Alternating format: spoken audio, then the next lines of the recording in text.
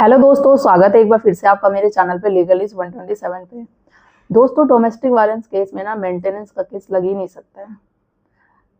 यही कहा Bombay high court ने भी। जो लेटेस्ट जजमेंट आया, लैंडमार्क जजमेंट जिसे हम बोलेंगे, मोस्टली जो पति होते हैं ना HM24 डोमेस्टिक वायलेंस केस में, वो मेंटेनेंस केस की तरह उसको डील करते हैं, क्योंकि उसमें मेंटेनेंस लगता है, एंट्री मेंटेनेंस वगैरह।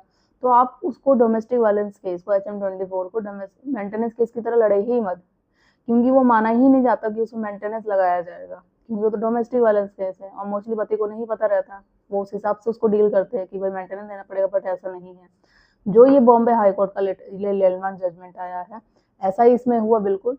तो क्या है ये डिटेल जानने के लिए आपको वीडियो पूरा देखना पड़ेगा, स्किप बिल्कुल मत करना। और चैनल पे आप मेरे नए जुड़े हैं तो चैनल को लाइक करना, शेयर करना, सब्सक्राइब करना बिल्कुल मत भूलिए। साथ ही बेल आइकन दबा दीजिए ताकि आपको टाइम टाइम पे वीडियो की नोटिफिकेशन मिलती रहे।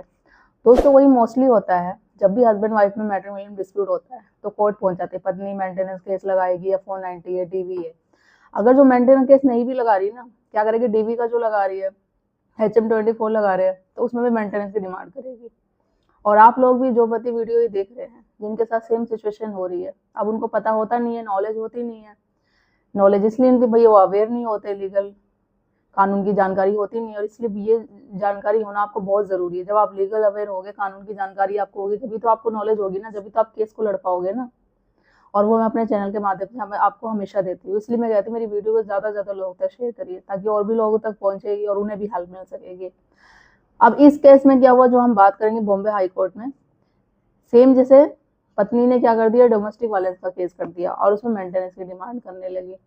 और जो वो आरोप लगा रही थी, पहले वो ट्रायल कोर्ट पे गया केस। पति ने वही बोला, ये जो आरोप लगा रही है कोई भी इसके पुख्ता सबूत है नहीं, एविडेंस है ही नहीं, इस तरीके से। और मेंटेनेंस किस बात की, इसमें मेंटेनेंस 100 मांगा जाता है, एविडेंस नहीं था। ट्रायल कोर्ट में पति के फेवर में ही गया, पत्नी को संतुष्टि हुई नहीं, वो पहुंच गई सेशन कोर्ट में।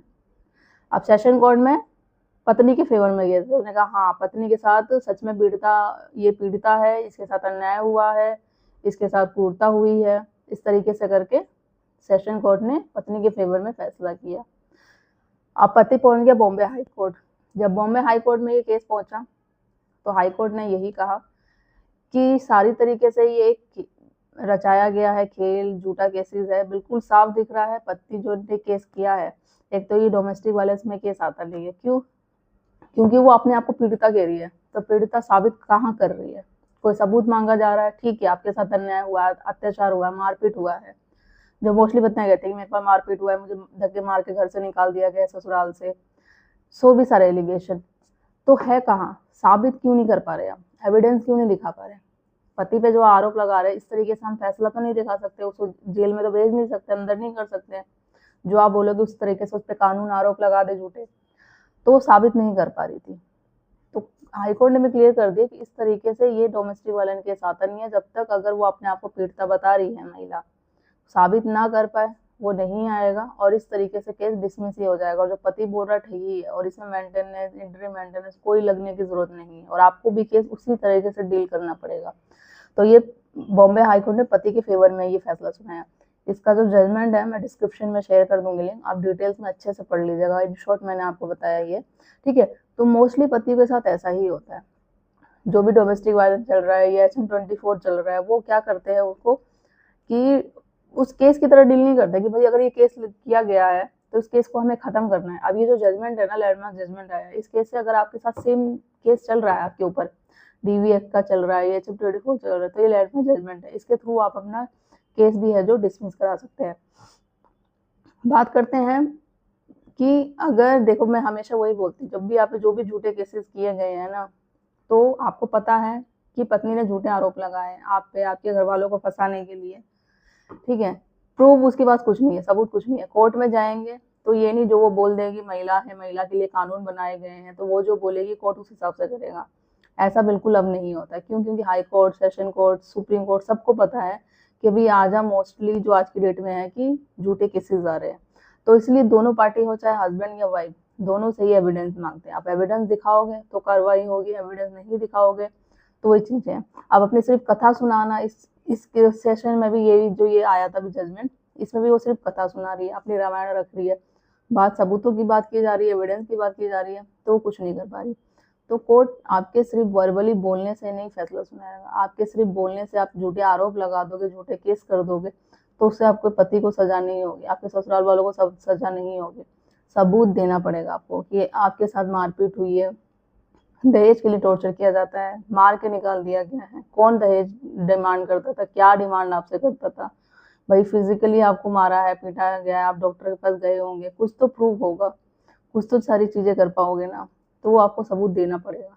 जब आप साबित कर दोगे हाँ आप सच में पीड़िता हो, आपके साथ सच में क्रूरता हुई है, तो वो केस आगे कंटिन्यू किया जाएगा। जब आप सबूत नहीं दे पाओगे तो केस डिसमिस कर दिया जाएगा। और वो पति जिनके साथ सच में ऐसा अत्याचार हो रहा है, जो पत्नी कर रही है, आपको पता है कि आपकी कोई गलती नहीं है, आपके घर वाले की कोई गलती नहीं है, रिश्तेदारों की कोई गलती नहीं है, सबको ऐसे लपेट दिया जाता है केस में, तो प्रूव है, एविडेंस बनाइए, आपको भी एविडेंस देना पड़ेगा। स्टार्टिंग से ही आप एविडेंस इकट्ठे करिए, ठीक है। आपको डरने की कोई ज़रूरत नहीं है, मेंटली फिजिकली टेंशन लेने की कोई ज़रूरत नहीं है। और वो लेडीज है जिनके साथ सच में क्रूरता होती है, पति करते हैं अत्याचार, होते हैं ऐसे भी बहुत होते हैं, ठीक है, बट प्रॉब्लम ये होती है वो आवाज़ नहीं उठा पाती है अन्याय के खिलाफ, अंदर ही रह जाती है, समाज, परिवार, बच्चे ये सब सोचती रहती है और अत्याचार सहती जाती है। तो अत्याचार सहना भी एक गुनाह है। अगर सच में हो रहा है तो आवाज़ उठाइए। आप लोगों की वजह से आपके लिए कानून बना था, बट वो लेडीज है जिनके साथ सच में कुछ होता ही नहीं है, वो उन कानूनों का दुरुपयोग कर रही है, उन कानूनों का मिसयूज कर रही है। इसलिए आज डे बाय डे इतने केसेस झूठे बढ़ते जा रहे हैं ना, बढ़ते जा रहे हैं बहुत ज़्यादा। तो आप सच में हो रहा है आवाज़ उठाइए। और उन लेडीज को मैं रिक्वेस्ट करती हूँ, कुछ नहीं हो रहा है, सिर्फ रिश्ता नहीं रखना है, या उनका रिश्ता और किसी के साथ है, शादी को कंटिन्यू नहीं करना है, कोई भी रीज़न है, तो इस तरीके से आप आपसी सलाह करके शादी को ख़त्म कर दीजिए। लंबा लंबा कोर्ट में केस करना, झूठे झूठे आरोप लगाना, झूठे झूठे एलिगेशन लगाना, तो इससे पति और आप ससुराल वालों को सजा नहीं देंगे, इससे इन फ्यूचर आपको भी प्रॉब्लम होगी। आप ये सोचते हो कि नहीं मैं पति को फंसा दूंगी, इसको जेल भेज दूंगी, ससुराल वाले को जेल भेज दूंगी, उससे पैसे की डिमांड करूंगी, बट आप सोच के देखो नुकसान आपका भी होगा। अगर इन केस मान लो अगर आप रहना चाहते हो, आप कब तक सपोर्ट में, आपके मायके वालों के सपोर्ट में रहोगे? जिस दिन आपके मायके वालों ने, आपकी फैमिली वालों ने छोड़ दिया जब, और कहीं ना कहीं एक ऐसा चांस तो होगा जब आप चाहोगे कि भाई रहना साथ में, तो उस समय पति नहीं रखेगा, किस बेस पे आपको रखेगा? क्योंकि आपने तो उसके झूठे आरोपों में इतना फंसा दिया है, ऐसी ऐसी एलिगेशन लगा दी है, अब आप चाहोगे रहना तो चाह के भी नहीं रह सकते। तो ये चीजें, और या फिर रहना भी नहीं चाहोगे ना, तो ऐसा नहीं है कि आप केस करते जाओगे, केस करते जाओगे तो वो बस बैठा रहेगा आराम से। बहुत केस ऐसे हो रहे हैं, आजकल सोशल मीडिया, डिजिटल जमाना है, लोग जागरूक हो रहे हैं, ठीक है, तो वो भी आप पे केस कर सकते हैं, आप पे मानहानि का केस कर देगा, आपके घर वाले उसको धमकी दे रहे, डरा रहे, धमका रहे, गाली गलौज कर रहे, उसके खिलाफ भी सेक्शन है, वो भी कर सकते हैं। आपको लेने के देने पड़ जाएंगे, रिश्ता भी खराब होगा, हस्बैंड भी नहीं होगा, ससुराल सब छूट जाएगा, और साथ में आपको, आप जो चाह रहे थे पैसे लेना, आपको डबल पैसे देने पड़ेंगे, और कोर्ट कचहरी के चक्कर फिर सालों साल तो काटते ही जाओ। तो इससे आप ये जो आपने मेंटलिटी बिठा रखी है ना कि पति को सबक सिखाना, ससुराल वालों को सबक सिखाना, उससे पैसे लेना, तो ये आप छोड़ दो, इससे कोई फायदा नहीं है, नुकसान ही है, आपका भी नुकसान है। तो सोच समझ के करो। देखो नोक झोंक, लड़ाई झगड़ा हर एक रिश्ते में होता है, बट किस तरीके से में आपको रिश्ता चलाना है तो मैनेज करना पड़ेगा, एक दूसरे की बात समझनी पड़ेगी।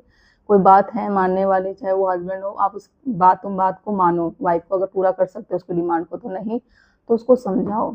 किस तरीके से आप लड़ाई झगड़ा करोगे, केस करोगे, वीडियो हो सके तो आप दिखाओ, मेरी और किसी की भी वीडियो दिखाओ, या कोर्ट केस कचहरी में केस चलते हैं आपके नॉन में, जिसका डिवोर्स चल रहा है, वो चीज़ें बताओ किस तरीके से क्या होता है।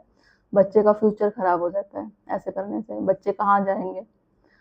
पूरी कोशिश कर लो आप अपनी एक दूसरे को समझाने की, चाहे कोई भी गलत हो, हस्बैंड या वाइफ, फिर एंड में ये पछतावा ना हो कि हमने कोशिश नहीं की है, वो काश काश वर्ड न रह जाए, फिर तो अदरवाइज तो अलग होने के बहुत सारे ऑप्शन है। तो आशा करती हूँ वीडियो आप लोगों को अच्छी लगती होगी, अच्छी लगती हो कमेंट में करके ज़रूर बताइएगा, और वीडियो को ज़्यादा से ज़्यादा लोगों तक शेयर करिए, चैनल को सब्सक्राइब करना बिल्कुल ना भूलिए।